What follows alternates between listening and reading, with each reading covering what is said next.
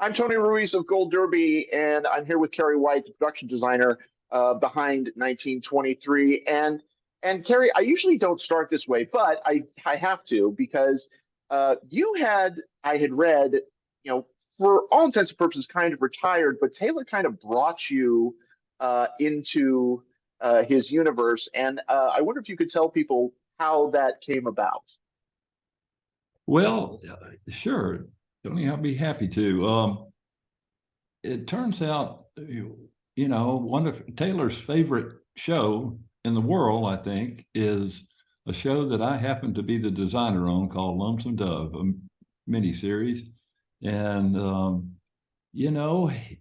when he needed a new production designer, a friend of mine that I'd worked with said, we should call Cary White because I hear he's retired, but how would you like to have the designer for Lonesome Dove? And of course, Taylor got on the phone, and I was living in Mexico at the time and was retired. And I told him I was living in Mexico and retired. He said, "Well, how retired are you?" I thought about it. And I said, "Well, I guess I'm not that retired. And that's been like 5 years ago. And, 3 seasons of Yellowstone, and then 1883, and now 1923.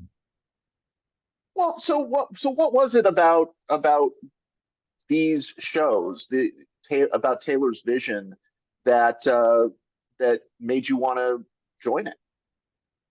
Well, for one thing, the first thing I noticed when I saw the trailer for Yellowstone, I was like, "Wow, this is a serious production, man! Why there's very good production value in his shows, and that's, to me as a designer, that's a big incentive to go to work for someone that okay, technically it's television, but his shows do not look like television. They look like movies. I mean, there's serious production design going on with that, and production values too. I mean, Well, and with 1923 in particular, I feel like 1923 is even though it's in the Yellowstone universe, it is such a different feeling show because you have the contrast between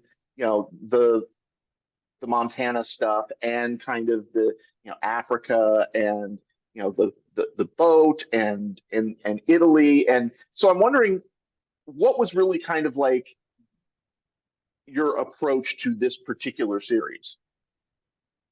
well, you're right. I mean,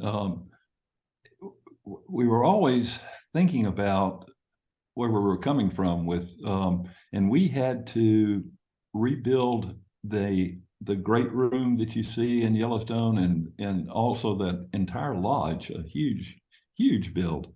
And we were mindful all the time that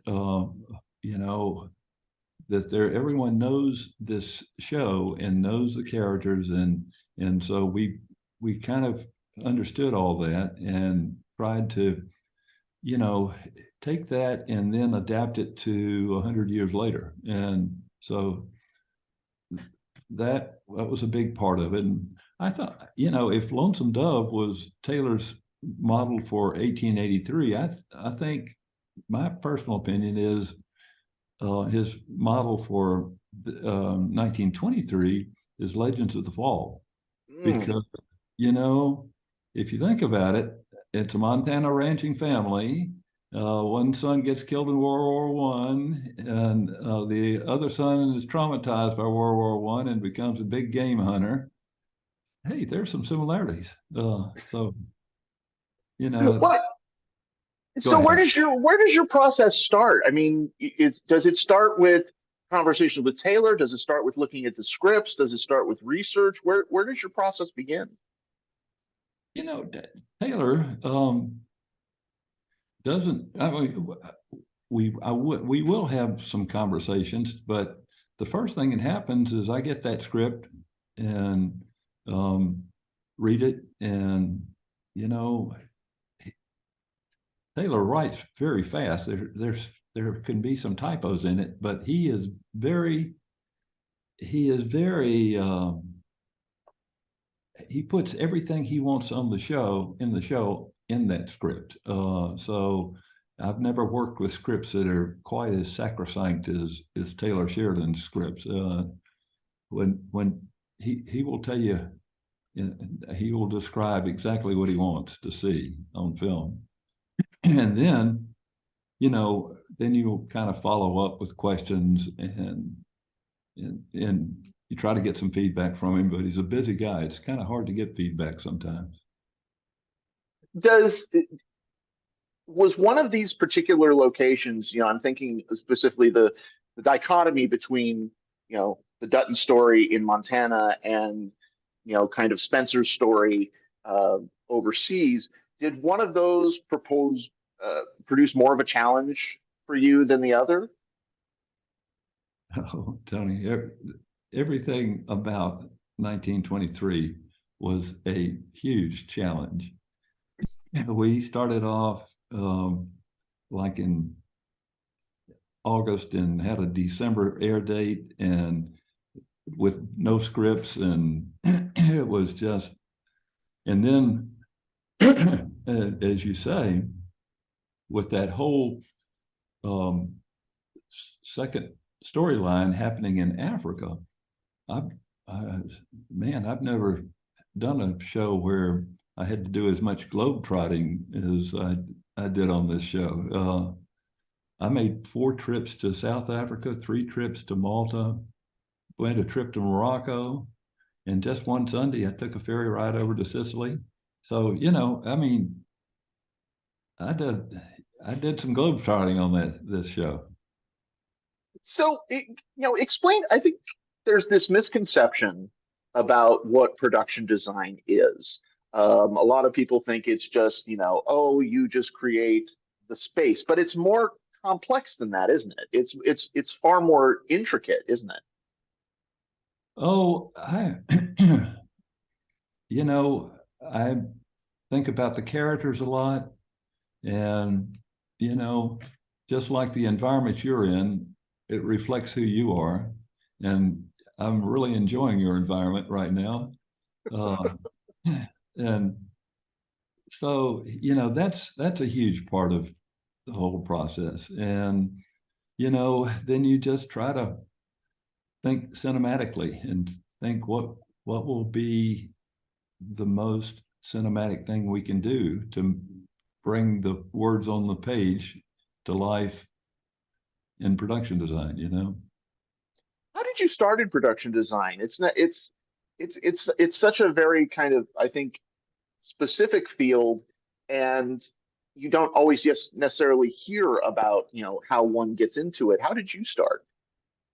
Well, I hate for this to get out, but the truth is I've just been impersonating a production designer for many years now. Most production designers have a degree, a background in architecture.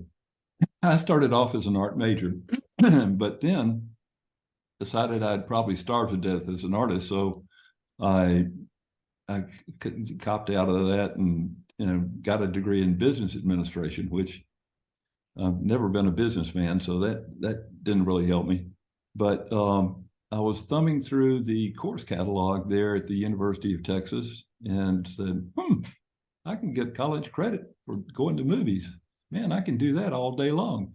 So, I ended up getting a master's in film, and but I've always had that artistic side, so sort of gravitated toward the art department. And like I say, I've been impersonating a production designer ever since.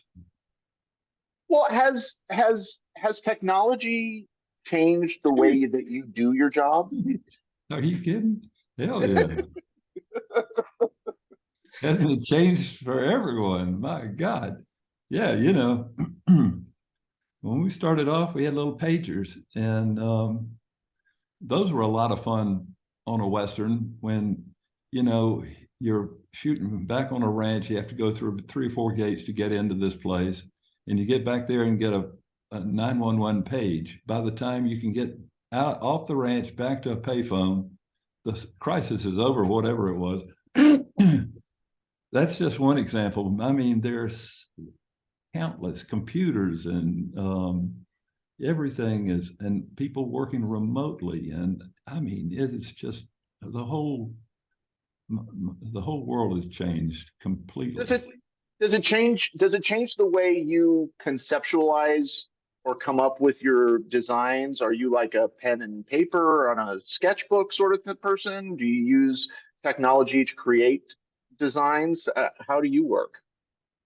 Well, I have actually a lot more help than I had when I first started out.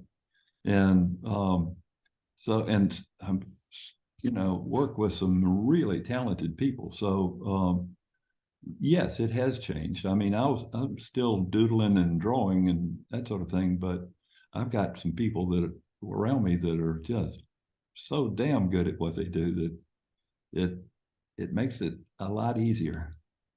I know the feeling. I know the feeling as a teacher. I'm surrounded by students who sometimes know more about the tech that I'm using than I do. Oh yes, no, and thank God I've got all these young people because I'm a luddite, technical luddite from the get go. So I do like having all these kids around that know how to do all these problems when you have IT problems. Well, and one of the things, your filmography, has quite a number of westerns, um, including the really great Tommy Lee Jones film, The Good Old Boys, which is one of my another favorite of mine. That's a Um, good call. Not many people would say that, but that is a good show, I think. I'm I love that show. But what are you consistently drawn to the western as a genre? Well, it not really. I've done, as you say, a bunch of them, and it kind of all started with Willie Nelson, who hired me to do the first feature I did, a show for Willie called Red-Headed Stranger, and it was a Western. And so I have Willie to thank for getting me started on Westerns and also getting me back to Texas from LA. So, that because it turned into sort of an extended project, and um, I ended up moving back to Austin, Texas. And the Western, Taylor has really kind of brought the Western into kind of this, into the 21st century in a way that I think makes it more relevant and identifiable. What is it about Taylor as a storyteller that you think just brings people in like that? Well, Taylor is a Texan, and he loves the genre. He loves horses. He loves, the West. I think his enthusiasm for all that kind of comes through his writing, and it's like Yellowstone. It's a lot more violent. It's easier, I think, to accept the violence in like 1883 and that sort of thing because I think it was a wilder time and but hell, it doesn't slow Taylor down a bit to have these big gunfights in Yellowstone.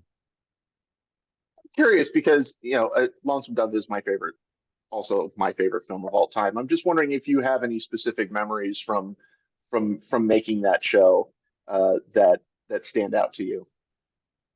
Oh gosh. The first thing comes to mind, I went in to see the production manager at one time and I told him I didn't know if I was going to be able to finish that show or not. We were just so beat up from everything we were doing and the speed we're trying to do it. And we were didn't have the same staff that we have nowadays. And he said, Cary, you hang in there. Boy, one of these days you'll be very proud that you did, and very proud of this show. And, you know, so I left his office kind of bolstered, and I've always appreciated that talk he gave me, you know. Well, Cary White, it's been an absolute pleasure to talk to you. And thank you for your time. Everybody go to goldderby.com, make your predictions for the Emmys, and stay tuned for interviews with more contenders throughout the season. Cary White, production designer of 1923, a real pleasure. Thank you so much. Oh, pleasure talking to you, Tony. Appreciate it.